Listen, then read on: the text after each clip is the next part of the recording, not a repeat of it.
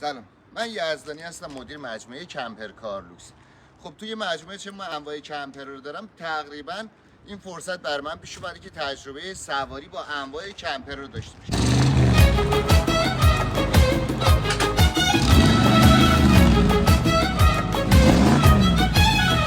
تو رفتی ولی فکر تو سر من مون، همیشه نبوده منو قلبم ترسون. نگو بهم که تو داشتی که من خسته ترینم، پریشون شده بودم تو وقتی تو رو دیدم. من پسندیدمت از دور و دلم رفته از اون شب، شدم از همه غافل، شدم رو